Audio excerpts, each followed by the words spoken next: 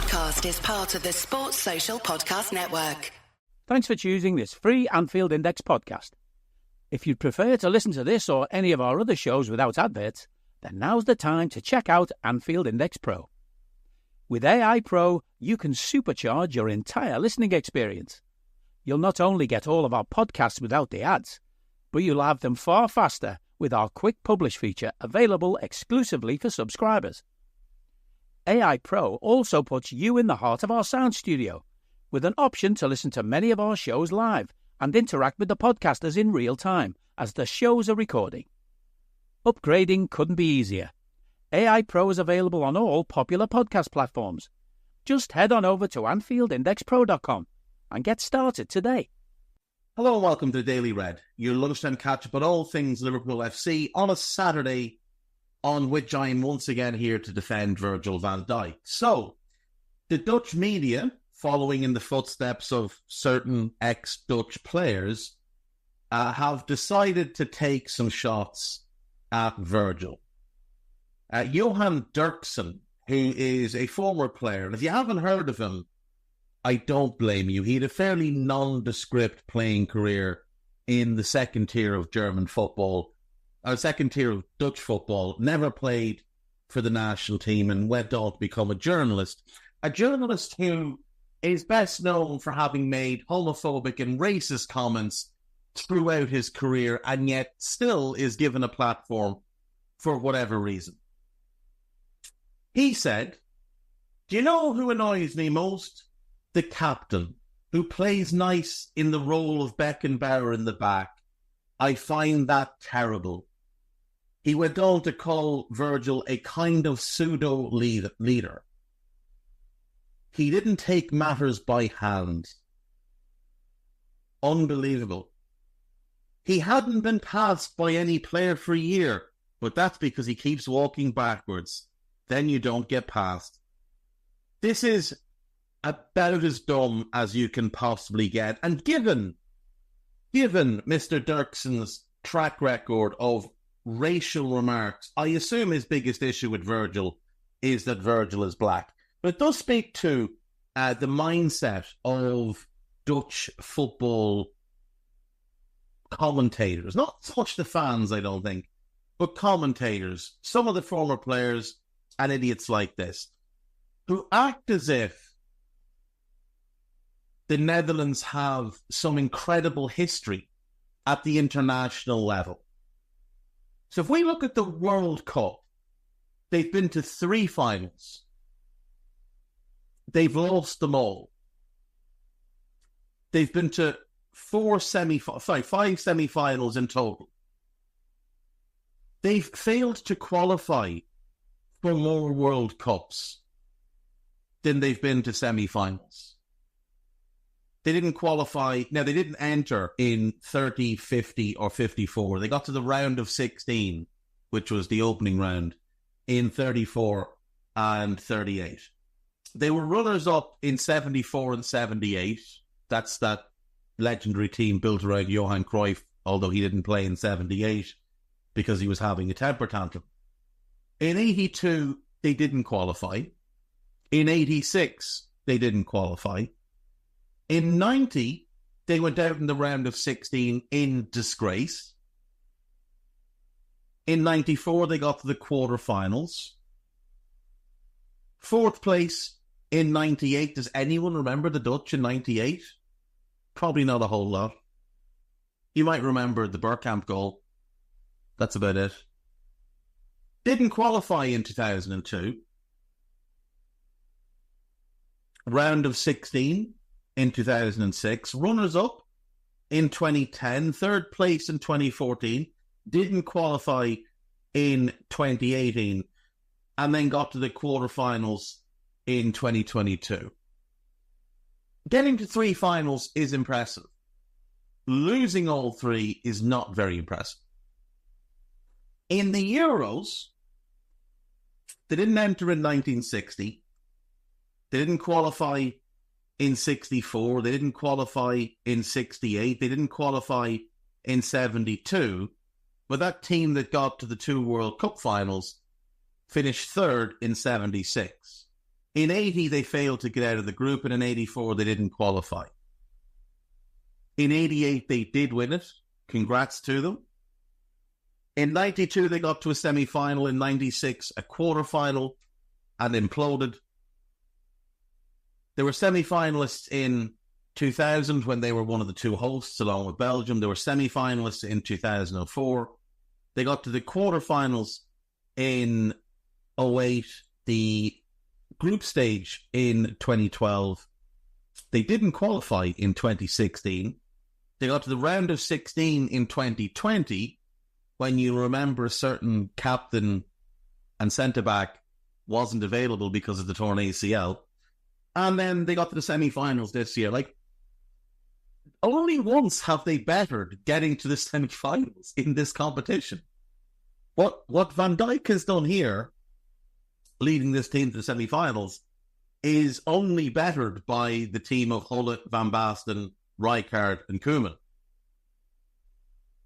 So, for them to turn around and turn their nose up that a semi-final isn't good enough for the Netherlands, a semi-final in which, let's remember, a really, really poor penalty was given against them and every single 50-50 went against them by a referee who has previously been banned for match fixing. A semi-final in the Euros is a good outcome for a very mediocre Dutch team. But the bigger reason that a lot of these imbeciles like to criticise Virgil is because if they don't criticise Virgil, they have to criticise the manager. And they won't criticise the manager because he played in that 1988 team and because he's friends with all these people. See, we look at Ronald Koeman as the idiot that managed Everton and then went and failed at Barcelona and hasn't done a great job with the national team. But in the Netherlands, he's the guy that was part of that 88 team. He's the guy that was part of that legendary PSV team under Gus Hiddink that won the European Cup.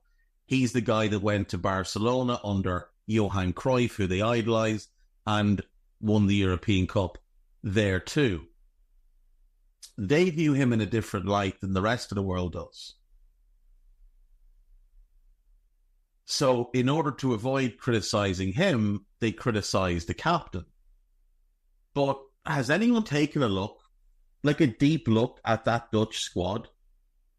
Now, Verbruggen's really good, but he's very young, 21 years of age. How are you going into a major international tournament and none of your three goalkeepers had played more than 10 games? That's poor management. In defence, Gertrude is okay. De Ligt has been ranging between meh and crap for about 5 years now. Van Dijk, Aki is excellent. De Vries is years past his best. Frimpong is an outstanding talent. Van de Ven is an outstanding talent. Daley Blind is years past being useful. Maatsen is an outstanding talent. And Denzel Dumfries is one of the most overrated footballers on the planet. See, what you have there is you have the ideal wing-back duo in Frimpong and Maatsen. And neither of them are in the team. Then as a back three, Aki would be comfortable playing the right side of a back three. Virgil in the middle, Van de Ven on the left. That should have been your defensive shape. But instead, he plays De Vries, he plays Dumfries. The midfield is laughable in terms of lack of quality. Now, Xavi Simons is a huge talent, we know that. Gini Wijnaldum, I love him, but he is well past his best. Does he add value to the squad? Yes, he does, but not if you're not going to play him. Reinders is fairly average, but he's a fine squad player. Joey Veerman's dreadful at this level. He's fine in the Eredivisie, not nearly good enough at this level. Jordi Schouten wasn't even in the squad. And then he was brought in as an injury replacement and ended up playing in every game. So what was the plan? And why did you bring Ryan Gravenberch if you weren't going to give him a look? So he's made a mess of the midfield. as well as the defence. Now, in his defence, he was without Frankie, Koopmeiners and De Roon, all of whom were injured. He could have brought Calvin Stengs, who he's ignored for nearly a year. Wiefer and Timber were probably other players he would have looked at. They were both injured as well. So his hands were a little bit tied defensively. But that tells me that if Timber and Wiefer were available, he's also missing Jury and Timber defensively as well, though he could have picked them. If Wiefer and Timber would have been available, in all likelihood, they would have been called up before Schouten. And yet, Schouten went on to play in every single game and was not exactly good. Like, he was okay at best. And then you look at the attack, and, I mean, Weghorst has been pretty poor for a few years now. He was pretty dreadful with Burnley. He was okay with Besiktas. He was crap with United. And he was pretty poor with Hoffenheim. And yet he's in the squad. Memphis Depay, clearly not fit, in the squad starting every game. Cody Gakpo, Daniel Malen, largely disappointing for the last number of years, but did well when he played and would then get taken out of the team. Brian Brobby might as well have stayed at home. Josh Zirkzee might as well have stayed at home. And Steven Bergwijn was brought into the team, started 2 games, and then disappeared. Noah Lang was left out of the squad. He might have been injured, I'm not sure. But, you know, like, there's talent there in the likes of Robbie and Zirkzee and Gakpo, and I would include Javi Simmons more as a forward than a midfielder. You should have been able to make that work. If you'd played the back 3 with wing backs that you should have played, then you could have gone Zirkzee up front with Simmons and Gakpo in behind. And then in midfield, Reinders, and if it had to be shooting, it had to be shouting, it had to be shouting. That's fine. That would have been a good team. Instead, he played a back 4 that didn't suit the players he had. He left his midfield duo exposed. And he had this rotating cast on the right. And a number 9 that was playing dreadfully because he wasn't fit. But rather than looking at any of that, let's just blame the captain. It's just very, very strange. Very, very strange.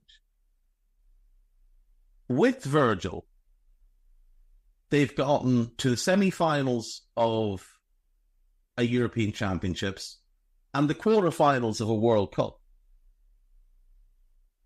Without him, they didn't qualify in 2016 for the Euros. Don't think he played that many games in the qualifiers for the World Cup because he had the ankle injury, didn't qualify. He helped them get to the Euros, and then without him, they got knocked out in the round of 16. Like, if they can't see how much better they are with him than without him, there is no real hope for Dutch football. It's just bizarre. Absolutely bizarre. What else do we have? Liverpool asked about Mark Guehi's situation, but did not follow up. That's according to Romano. Pinch of salt, as always. 4 finalists and one bronze battle. Liverpool's internationals finally reach last games. Obviously, Darwin plays today against Canada in the 3rd and 4th place playoff. Then tomorrow, Trent and Gomez are in the England squad. Neither of them will start. Gomez will not play, regardless of anything. Trent might get 7 minutes off the bench. And in the Copa America final, it is Alexis versus Diaz. What else do we have here? Driving plays a big part in driving the local economy. It helps us all get where we're going and creates good jobs close to home. At Synovus Energy, our refineries in Toledo and Lima are a reliable domestic source of gasoline, diesel, and jet fuel. Plus, more than 2,300 employees and contractors work for us here in Ohio. See how we're helping local communities move forward at Synovus.com. This podcast is sponsored by Ramp. Are you the decision maker in your company? Consider this. For the first time in decades, there's a better option for a corporate card and spend management platform. Meet Ramp, the only corporate card and spend management system designed to help you spend less money so you can make more. With Ramp, you get full visibility into your company's spending and control who spends what with each vendor. Ramp's software collects and verifies receipts instantly to save your team valuable time. Ramp automates data entry and routine tasks with automated approvals, expense categorization and bill payments, time-consuming tasks. Which means you'll stop wasteful spending and close your books in hours instead of days. Businesses that use Ramp add up to 5% to their bottom line the first year. If you're a decision maker, adding Ramp could be one of the best decisions you've ever made. Get $250 when you join Ramp for free. Just go to ramp.com/easy. Ramp.com/easy. RAMP.com/easy. Cards issued by Sutton Bank and Celtic Bank, members of FDIC. Terms and conditions apply. One fresh face as Liverpool goalkeeping coach brings tricks to pre-season. Yeah, I saw this video yesterday. The players are wearing glasses to kind of obscure their vision or something. Our new goalkeeping coach has begun work, and Cornel Mishur, I think that's how you say it, has been added to the group, highly rated young 17-year-old goalkeeper. So Fabianotta, he's cut his holiday short and got to work straight away. Fingers crossed he can help with the development of the promising young goalkeepers at the club. Let's see, what else do we have? Will a Liverpool player ever end 27-year wait for single season record? It's been 27 years since a Liverpool player last started every game in a single campaign. But does that wait ever stand a chance of ending in the modern day? Four players hold the record for the longest run of starts dating back to the 83-84 season, with Alan Hansen, Alan Kennedy, Bruce Grobbelaar and Sammy Lee all starting 67 games in a row. 96-97, David James and Stiging Bjornaby all started 52. Well, I just don't see it at this point that a player would start every game, because you've got four competitions and they're playing a lot of international football. I just don't see that anybody is going to or should start every game. Van Dijk started 50 of 53 in the 18-19 season. He missed one game through suspension, one through illness, and had a knock for the other. But I don't see that any player would or should start every single game. I think it would be quite nonsensical for any Liverpool player to do that. New energetic Liverpool coach starts work. That's Fabianotte. Kostas Tsimikas giving insight into Arne Slot's demands. 20 former Liverpool players are now available on free transfers this summer. Pepe Reina and Alberto Moreno will be on this list. Both of them have now signed with Como. So the first one up is Moreno, then Reina. So those two are off the board. Loris Karius, Lazar Markovic, Mario Balotelli. I think I read he was going to Mexico or somewhere. Oh, Brazil. I think it's Brazil he's going to. Victor Moses, Jordan Ibe, Ben Woodburn, only 24. Andre Wisdom, Martin Kelly, Shea Ojo, Rafa Camacho, Thiago Ilori. Let's see, Bobby Duncan, Tom Brewitt, Ovi Ajaria, Lee Pantier, David Ngog, I didn't even know he was still playing. Adam Bogdan, he's been out of football for over a year, I think. And Kevin Stewart. So, yeah, lots of former Reds without clubs. Hopefully they all get sorted this summer. Tyler Morton has serious talent but needs more time for Liverpool role. Can we all just get serious about this? Tyler Morton's a good young player. He had a decent loan with Blackburn, but by the end of it, their fans were calling for him to be dropped. But he couldn't be because of the terms of the loan agreement with us. Then he went to Hull. In the first half of the season, he was their third best player at best. Probably fourth best player.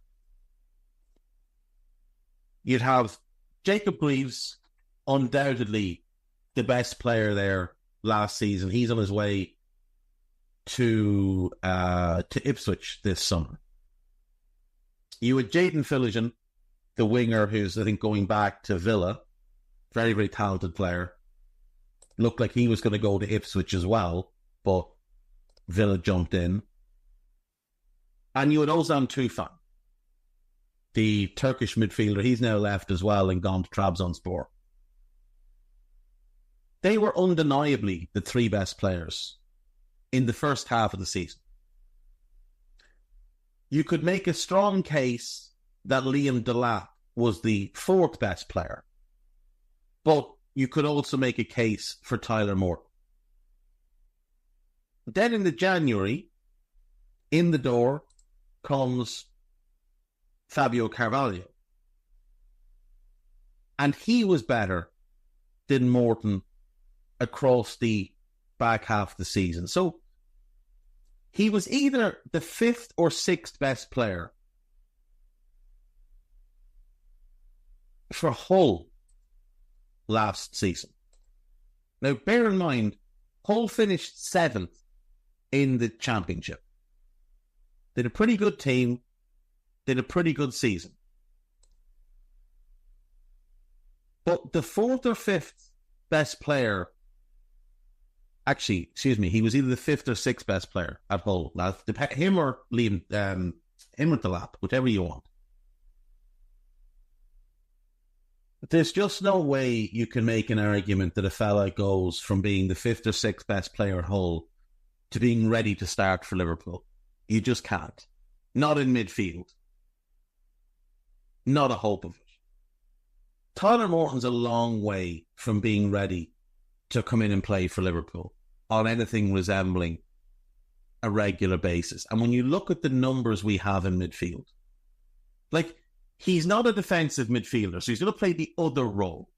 We have Alexis, Curtis, and Bajcetic all for that role already. So he'd be fourth choice in that position. The best thing we can do with Tyler Morton is sell him. Get money in, include a buyback clause or a matching clause or whatever. Include a sell-on clause. Protect your interests long-term.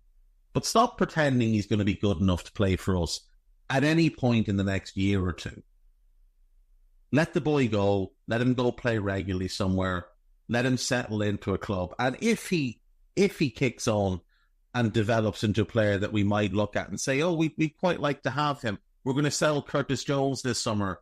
It would make sense to bring Tyler Morton back in as the cover for Alexis or whatever. Then do that. But let's not pretend he should be starting for us or playing for us. Anfield Watch, what have you got for today? Liverpool now publicly searching someone to fill a vital club role. They're looking for a lead data analyst. Will Spearman tweeted about it yesterday. Andre Trinidad set for Premier League move. He's joining Fulham. They best sign a really good defensive midfielder to carry his water. Costa Simicas offers insight into Arne Slot's training. Ex-Liverpool defender names perfect Mo Salah heir. We'll come back to that. There's not actually a whole lot on Anfield Watch today. Who is the perfect Mo Salah heir then? So Stephen Warnock is the ex-Liverpool defender, and he's picked the young star. So let's see. Oh, Jamal Musiala. That might be the first good take Stephen Warnock has ever had. Now, it's obviously not the most realistic take he's ever had, but Jamal Musiala is an unbelievably good player, and if we could sign him, we should sign him, but I would have doubts about whether or not Bayern would let him go. On Dave O.C. Cop, former Liverpool prospect once considered a deadly finisher joins City of Liverpool. We'll come to that. It's a piece about the goalkeeping coach. A piece about the Uruguayan FA releasing a pretty strong statement in defence of Darwin and the other players that were caught up in the kerfuffle.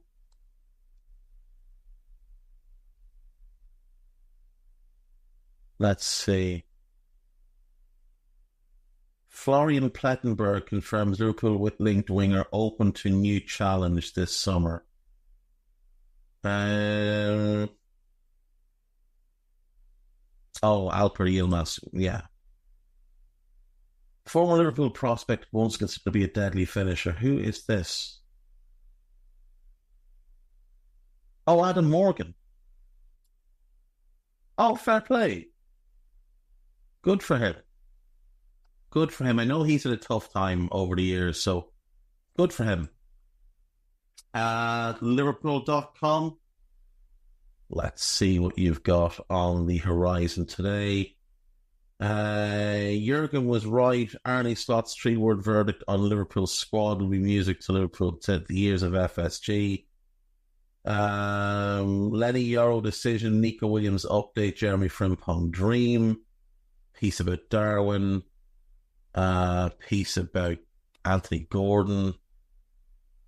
Liverpool star voices displeasure through agents after beginning pre-season under Arne Slot. There's a piece about young Rio, who's I still haven't heard the name said, so I'm still holding off. Liverpool keeping tabs as Real Madrid star cast doubt over future. We'll come to that. There's a couple of pieces about Adrian Rabiot.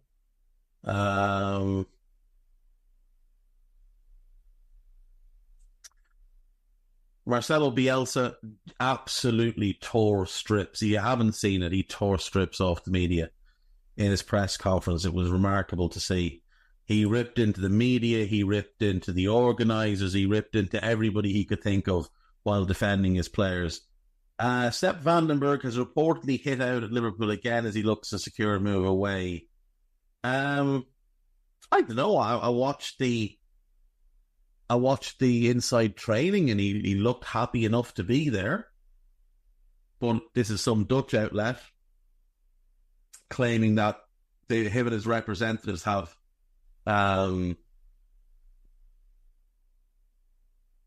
complained that the asking price is too high. I don't know.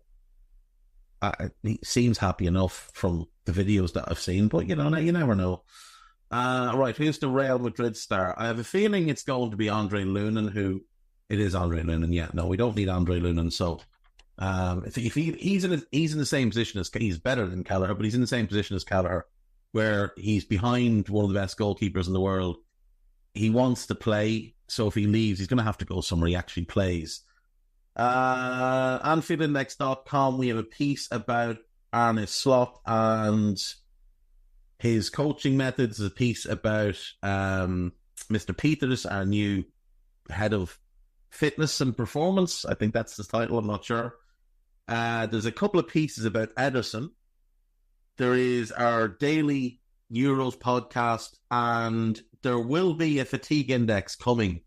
I spoke to Brundage yesterday. He is lining up a very good guest, so you can expect that fatigue index. But do listen to our daily Euros pod. Our final preview is up today. We'll also have a pod tomorrow, which is just, we're doing combined 11s and just having a bit of fun with it. And then next week we'll do like a tournament wrap-up and whatever else. But yesterday we did our team of the tournament, our player of the tournament, young player manager, etc., etc. So check all those out. and I will be back tomorrow to ramble incessantly, because let me assure you, on a Sunday, nothing's happening. Bye-bye. We hope you enjoyed listening to this Anfield Index show. Please be sure to subscribe to our channel so future podcasts find their way to your device automatically. There's nothing quite like fan engagement, and we'd love to know what you think of anything discussed on this show. The best way to get in touch is over on our free Discord community, where both podcasters and listeners debate the hottest LFC topics 24/7. Sign up free now at anfieldindex.com/Discord. You won't regret it. You can also follow us on Twitter at Anfield Index and find us on Facebook by searching for Anfield Index. Oh, and before you go, we'd love it if you could leave us a 5-star review on your favourite podcast app. It only takes a couple of seconds, and it means the world to the people who create these free shows. Sports Social Podcast Network. Just like backyard barbecues or a day at the pool, the Three Rivers Festival has always been a part of our summer fun. And the festival returns July 12th to the 20th. It kicks off with the annual Three Rivers Festival Parade. Browse art in the park with local artisans. Bring the family to Children's Fest. Stroll through Junk Food Alley. And don't forget about the festival concerts at the Hoosier Lottery stage with live music from nationally renowned acts. You can buy your concert tickets or check out a schedule of events at threeriversfestival.org. Don't miss the best summer experience in Fort Wayne, the Three Rivers Festival.